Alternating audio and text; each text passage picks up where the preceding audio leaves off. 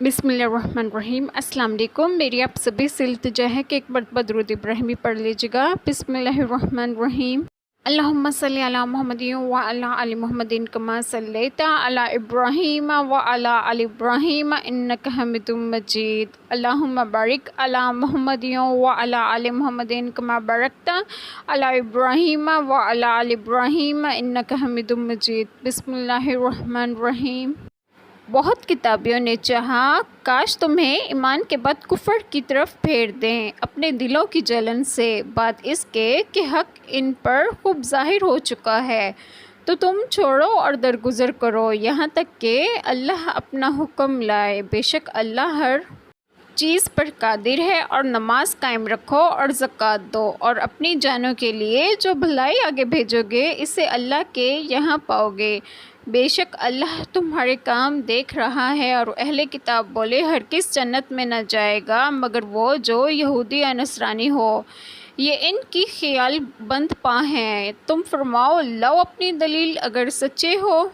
بسم اللہ الرحمن الرحیم۔ آج جو بات میں آپ لوگوں سے ڈسکس کروں گی وہ یہ ہے کہ شان نزول ہے جنگ احد کے بعد یہود کی جماعت نے حضرت حذیفہ بن یمان رضی اللہ عنہ اور عمار بن یاسر رضی اللہ عنہما سے کہا کہ اگر تم حق پر ہوتے تو تمہیں شکست نہ ہوتی، تم ہمارے دین کی طرف واپس آ جاؤ۔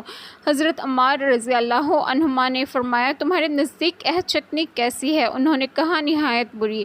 آپ رضی اللہ عنہ نے فرمایا میں نے عہد کیا ہے کہ زندگی کے آخری لمحے تک آپ صلی اللہ علیہ وآلہ وسلم سے نہ پھروں گا اور کفر نہ اختیار کروں گا۔ اور حضرت حذیفہ رضی اللہ عنہما نے فرمایا میں راضی ہوا اللہ کے رب ہونے، محمد صلی اللہ علیہ وآلہ وسلم کے رسول صلی اللہ علیہ وآلہ وسلم ہونے، اسلام کے دین ہونے، قرآن کے امام ہونے، کعبہ کے قبلہ ہونے، مومنین کے بھائی ہونے سے۔ پھر یہ دونوں صحاب رضی اللہ عنہ آپ صلی اللہ علیہ وآلہ وسلم کی خدمت میں حاضر ہوئے اور آپ صلی اللہ علیہ وآلہ وسلم کو خبر دی۔ آپ صلی اللہ علیہ وآلہ وسلم نے فرمایا تم نے بہتر کیا اور فلاح پائی۔ اس پر یہ آیت نازل ہوئی۔ اسلام کی حقانیت جاننے کے بعد یہود کا مسلمانوں کو کفر و ارتداد کی تمنا کرنا اور یہ چاہنا کہ وہ ایمان سے محروم ہو جائیں حسد تھا۔ حسد بڑا ہی عیب ہے۔ مسئلہ حدیث شریف میں ہے، آپ صلی اللہ علیہ وآلہ وسلم نے فرمایا حسد سے بچو، وہ نیکیوں کو اس طرح کہا جاتا ہے جیسے آگ خشک لکڑی کو۔ مسئلہ حسد حرام ہے۔ مومنین کو یہود سے درگزر کا حکم دینے کے بعد انہیں اپنے اصلاح نفس کی طرف متوجہ فرمانا ہے۔ یعنی یہود کہتے ہیں کہ جنت میں صرف یہودی داخل ہوں گے اور نصرانی کہتے ہیں فقط نصرانی، اور یہ مسلمانوں کو دین سے منحرف کرنے کے لیے کہتے ہیں۔